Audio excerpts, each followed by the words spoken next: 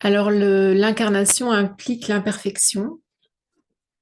Je trouve que ça, quand on prend conscience en fait de cette phrase, ça libère beaucoup. Il y a un grand lâcher-prise parce que c'est intéressant d'observer en nous cette envie et voire plus qu'une envie, c'est le projet d'arriver à un certain moment dans notre vie où tout sera parfait, où ce sera la paix intérieure définitive.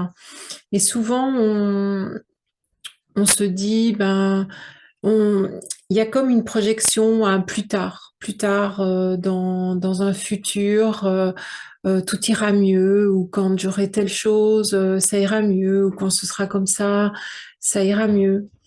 Et on va comme ça de projet en projet, ça pourrait être aussi du développement personnel. On pourrait aller comme ça de technique en technique pour enfin atteindre quelque chose. Et l'idée, c'est ben, il y a nulle part où aller, il n'y a rien à atteindre, puisque déjà, c'est déjà atteint. C'est-à-dire qu'on a déjà cette paix intérieure en nous. Et c'est vraiment à chaque fois qu'on se quitte, qu'on se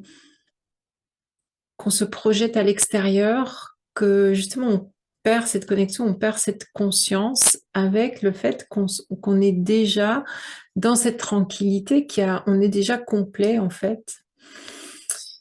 Et savoir qu'on sera jamais parfait, c'est-à-dire que c'est comme si cette complétude, cette perfection, c'était incarné dans le corps qu'on a, l'expérience de vie sur cette terre, et qui implique automatiquement des fluctuations, des expériences contrastantes, justement. Et donc, ce sera jamais tout lisse, ce ne sera jamais parfait, ce ne sera jamais un... On peut pas retrouver, en fait, cette plénitude, cette immobilité dans ce corps, dans cette incarnation, parce que c'est pas fait pour, c'est fait justement pour chaque fois rencontrer une expérience qui va nous rappeler qui on est et qui va chaque fois nous ramener à cette conscience de qui on est vraiment, de tout ce potentiel, de cette puissance, et puis aussi de la faculté qu'on a à avoir toutes les réponses. Mais c'est le jeu du contraste, c'est le jeu de l'incarnation que, à un certain moment, quand on se rapproche trop, c'est-à-dire que quand on va trop dans le film, quand on se prend trop pour quelqu'un ou pour quelque chose ou pour un rôle dans le film, on on n'est plus que dans une partie limitée. Et donc, on n'est plus dans cette réception, cette connexion où là, on a toute la connaissance, on contient l'univers entier.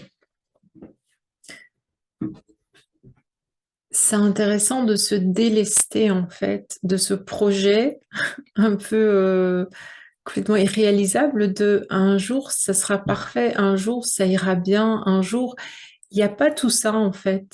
Il y a simplement de revenir à l'instant présent et de se dire mais c'est là que ça se passe, c'est dans cette expérience bien précise et tant que je suis incarnée dans ce corps, dans cette histoire, puisqu'on a un rôle aussi, c'est intéressant de le voir ça, qu'il y a un personnage qui se dessine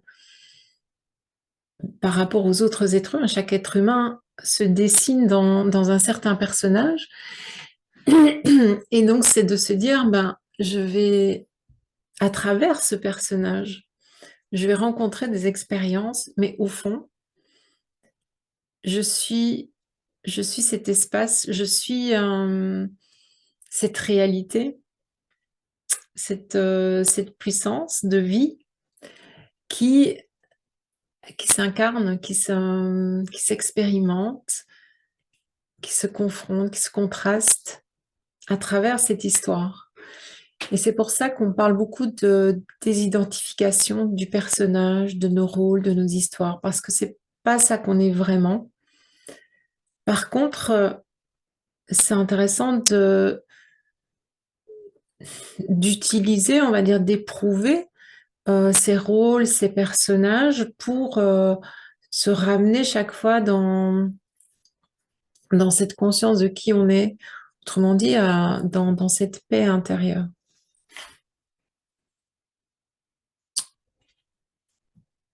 Au fond, ça ne se trouve pas dans l'expérience extérieure. Donc il y a aussi un certain lâcher-prise quand je me dis que peu importe ce que je fais, peu importe ce que je réalise dans la vie, c'est pas là que ça se joue. C'est vraiment ce rapport. Il y a une phrase que j'aime beaucoup, c'est que la liberté se trouve dans la force du regard. C'est-à-dire, ça va être cette perception, ce regard, ce rapport que j'ai à la vie qui va déterminer si je suis libre ou si je suis complètement enfermée dans mes rôles, dans mon personnage, dans mes projets aussi.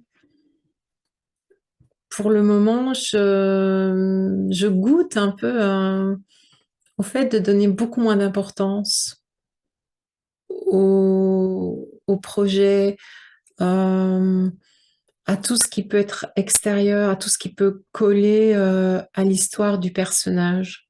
C'est pas pour ça qu'on prend pas soin de notre personnage, de notre histoire, les choses qu'il y a à faire dans la vie, etc. Mais c'est avec une certaine distance, c'est avec le regard du divin, on pourrait dire, et de savoir que le personnage ne sera jamais parfait. Ça ne- Ce n'est pas possible. La perfection, elle est déjà, et c'est pas quelque chose à atteindre.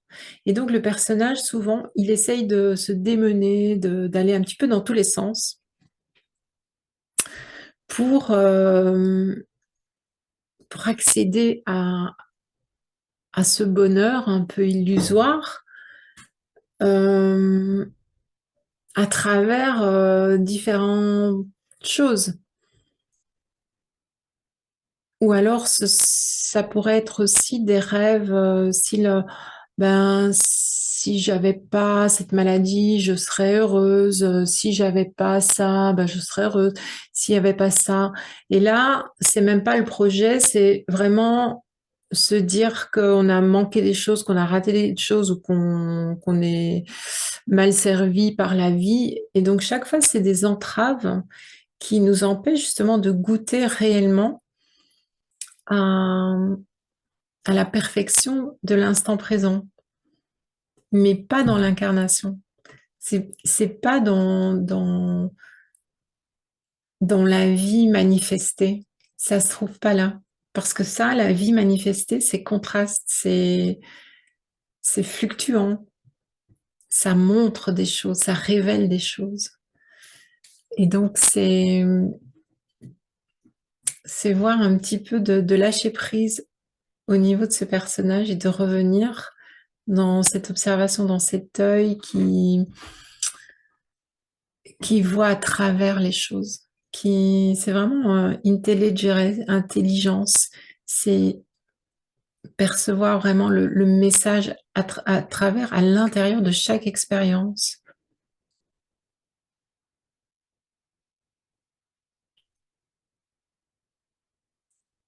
Et de voir que le personnage ne pourra jamais être dans cette paix parce que c'est pas fait pour. Le personnage est une sorte de d'amas de mémoire, de aussi ce qui a été véhiculé de siècle en siècle, ça, des croyances, des peurs.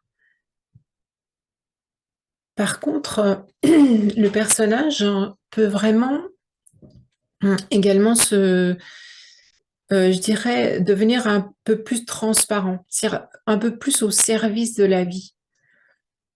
À partir du moment où il y a vraiment cette conscience, où ça commence à prendre de plus en plus de place, ça va un petit peu diminuer le personnage, puisqu'il y a la place est plus dans l'arrière-fond et ça va rayonner sur le personnage. C'est-à-dire que le personnage va être plus au service de la vie, au service de quelque chose de plus large. On n'est pas venu ici pour réussir sa petite vie parce qu'on voit bien que ça patine et puis c'est pas là que ça se trouve. Voilà, c'était un petit peu cette, cette vision, cette prise de conscience par rapport à notre incarnation et finalement on revient toujours à donner le vrai sens de notre existence, le vrai sens de la vie sur Terre. Et c'est à ce moment-là que ça s'emboîte et que c'est beaucoup plus, plus équilibré, ça a plus de sens. On est beaucoup plus ancré dans la vie parce que le personnage nous déracine tout le temps. Et si on est vraiment focalisé sur notre histoire, sur la réussite, sur ah ben si je fais ça, ça ira mieux, je serai enfin heureuse. Il y a des personnes qui mettent ça sur leur physique, comme on voit beaucoup maintenant. Il y a vraiment un culte du corps. Ou alors des personnes voilà, qui le mettent dans leur avenir professionnel ou dans leur occupation professionnelle, dans les activités, dans le couple, dans la famille, peu importe. Ça peut s'éprouver à travers ces différents décors, mais c'est pas là que ça se trouve. C'est vraiment c'est à l'intérieur. C'est quelque chose d'immobile qui n'a besoin de rien.